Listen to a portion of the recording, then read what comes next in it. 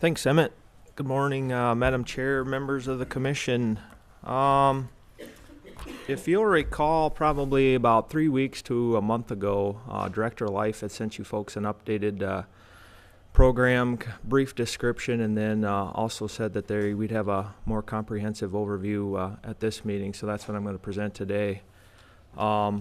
I am going to provide a little bit of background information for some folks because I know a few of you may have not seen some of this in the past, so then we'll get in the meat of things. Just to start off, resident Canada Goose population in South Dakota.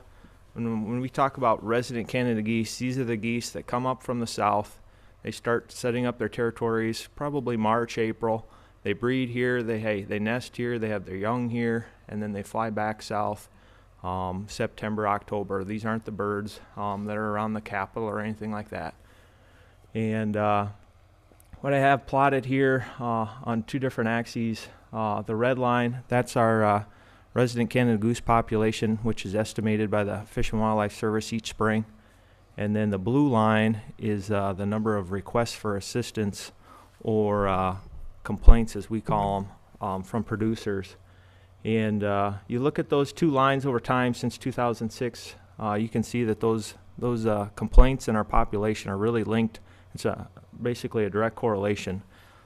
Two things that are important right there where that arrow is, that's currently what the Fish and Wildlife Service estimates as our resident population, close to 270,000 resident Canada geese.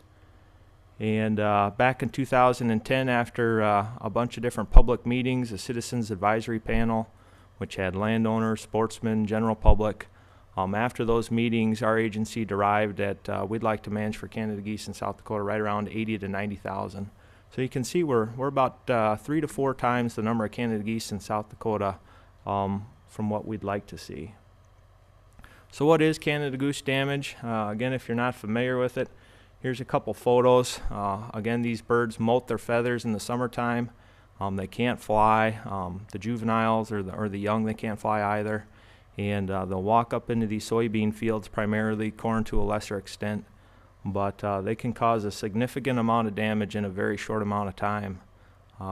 We had been working with SDSU on a cooperative research project and had some time-lapse photography and really opened up our eyes to the amount of damage even a small number of geese can do in a relatively short amount of time.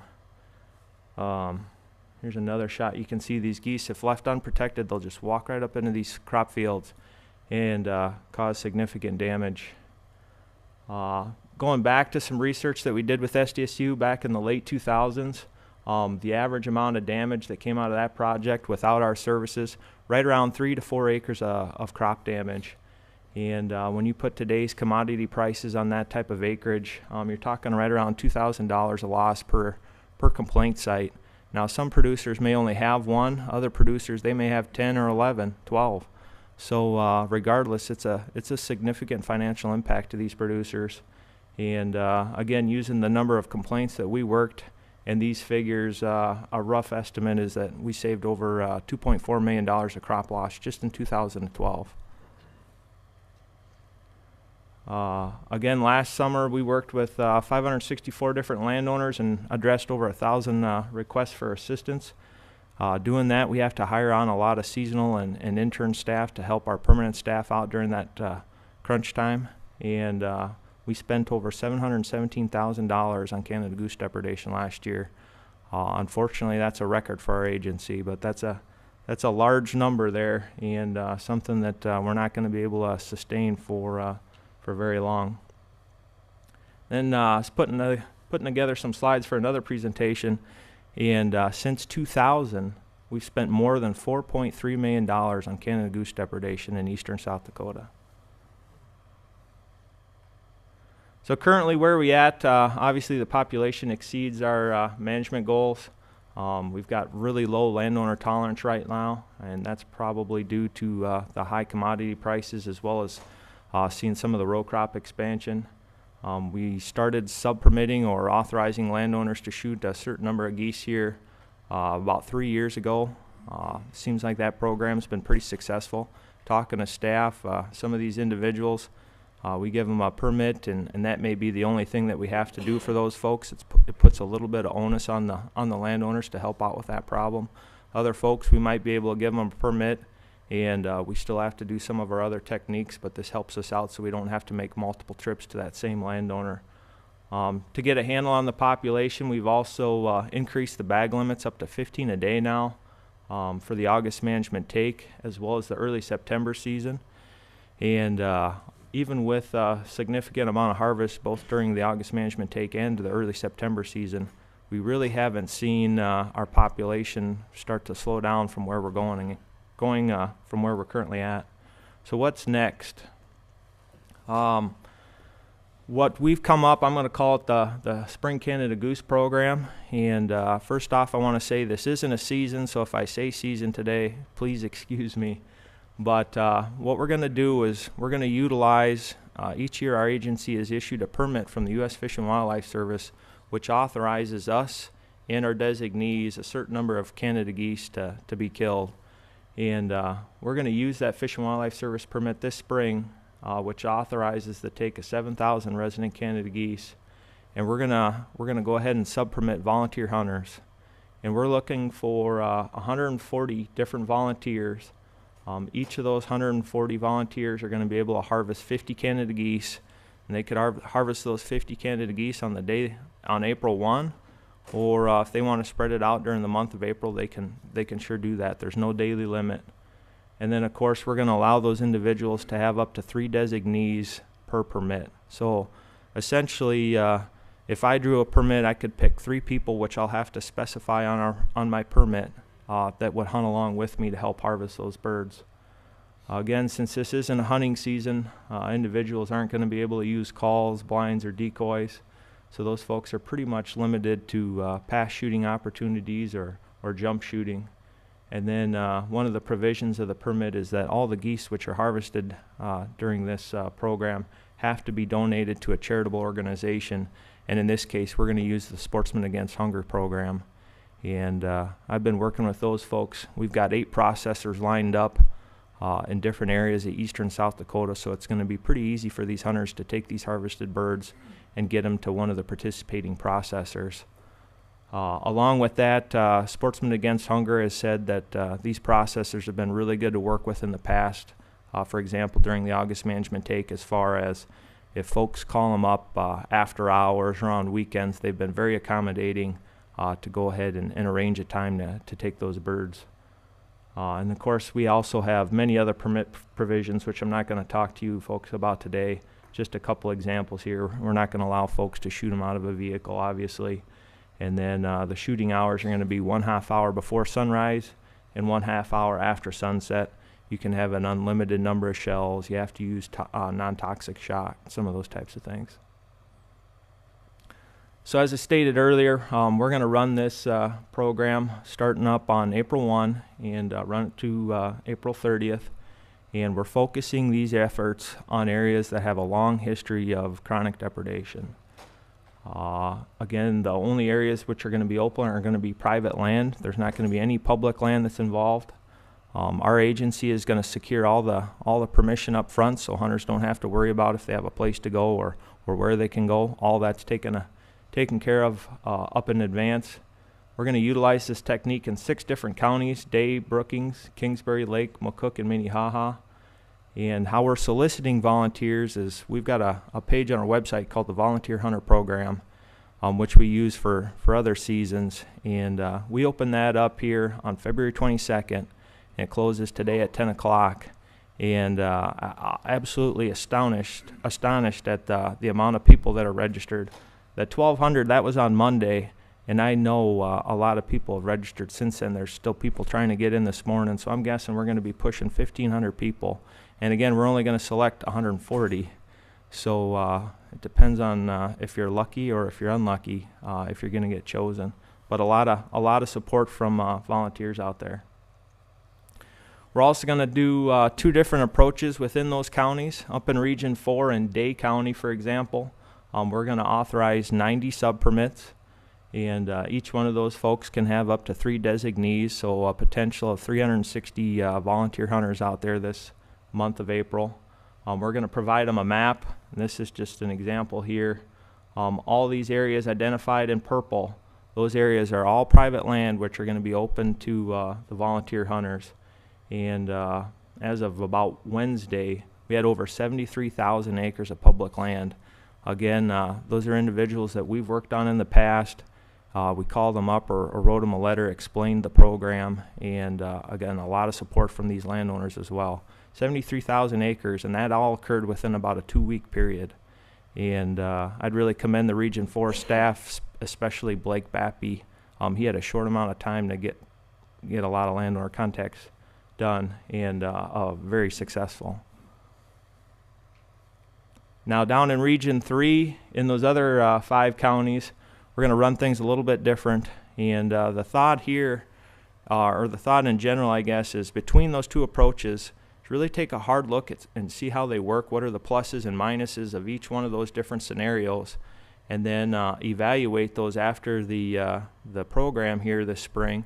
And then if, and I say a big if, if we come back and we were successful with some of our objectives, take a good hard look, and then maybe we can meld some of these things together, or maybe we'll choose one method over the other. So that's why we're trying 2 different approaches here.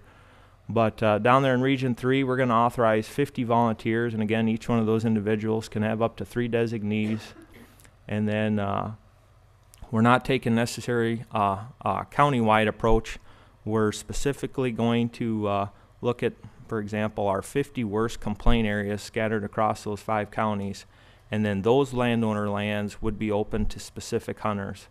And what we're going to do is we're actually going to draw our selected hunters, and then we're going to pair those up with individual landowners. So for example, we go ahead and we make our draw on volunteer hunter A. He's going to be linked with landowner B, and he's going to be able to hunt on that landowner's property and only his property. And obviously we're hopeful that there's going to be some landowner sportsman interaction, and they're going to identify the areas. Maybe a landowner's got cows out in this pasture this week and he doesn't want people out there, so these hunters and the landowners are going to be communicating, and they'll be able to hunt these other areas. And the thought there too is that hopefully that's going to make some relationships occur this spring there. Perhaps later in the fall, folks will be able to have an opportunity to come back to those properties to hunt Canada geese in the fall as well. So what are our objectives? Well, ideally, we'd like to harvest 7,000 Canada geese. Is that a realistic expectation?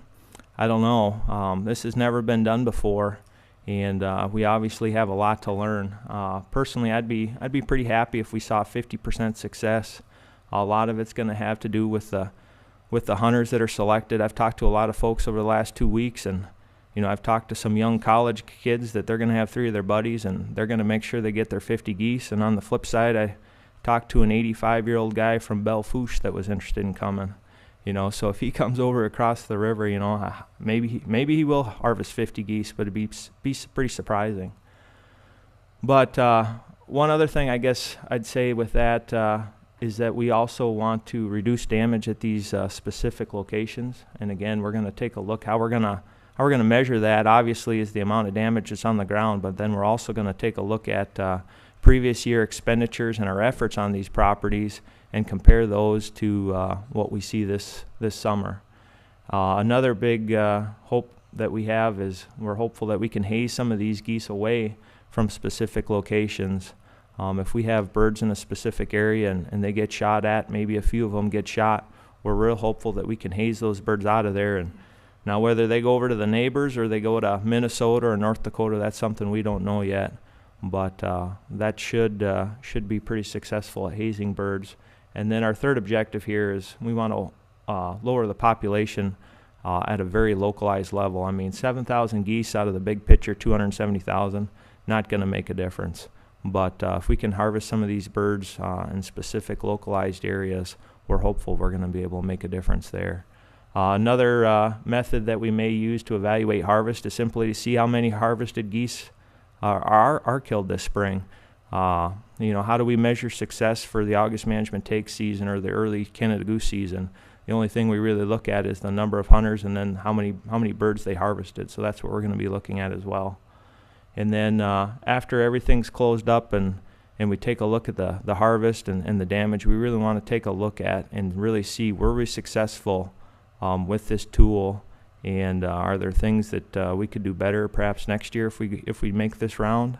But we're again, like I said, we've never done it before, so we've got a lot to look at and a lot to learn here coming into the future. With that, if you guys know me at all, I always like to end my slides with a little bit of a joke. And sometimes I feel like that donkey's our agency with the Canada Goose population. So hopefully we can get our legs back on the ground. But with that, I'd be happy to entertain any questions. Keith, you guys, you've got a notice on on our website, and then there's a kind of a flyer that it generally explains what we're trying to do. But one of the things that we might, it's getting close to April anyway, but if you could get Wildlife Federation and Ducks Unlimited in their newsletters to print up something that follows along here with your outline explaining the fact that the landowner tolerance is is getting tough. We've spent this $710,000. The reason we're doing this program is because what we're trying to do is alleviate and address all those principles that you have up on there. I know that, and Chris isn't here, but there's a lot of questions within the Federation circles and some within the DU circles about what's the necessity of this. So if you could do a little bit more outreach just with those two groups, I think we touch a lot of people. The presentation is great, but it needs to get to some of those folks that the first reaction on their behalf is, why the hell are we doing this? So I think it would behoove us, the department, if they could get just a little bit more outreach on this one. I definitely think we can work on something on that, Commissioner Cooper. I would say that we've been in contact with the Federation multiple times, and of course that's at a board member meeting. So obviously I don't know if that message is relayed to those members, but if it's like any other organization, 10 people show up to the meeting and they got 3,000 members. So you're absolutely right. If we could work with those folks, get something in their newsletter, or have them send an email with some information, that'd be a very good idea. We can sure do that. I think send that flyer out with maybe a little bit more layman's terms. Yours is more basic. Here's why we're doing it. And if you did kind of a combination of that and wrote it for them, they would be able to fire it into their newsletter and touch a lot more folks. The reaction is just well thought out. Sure. Madam Chairman, I think this is great. You're, continually trying to improve on ways to help with the depredation, and I hear a lot from the different farmers that, everything you can do on this is great. So I commend you on it. Thank you.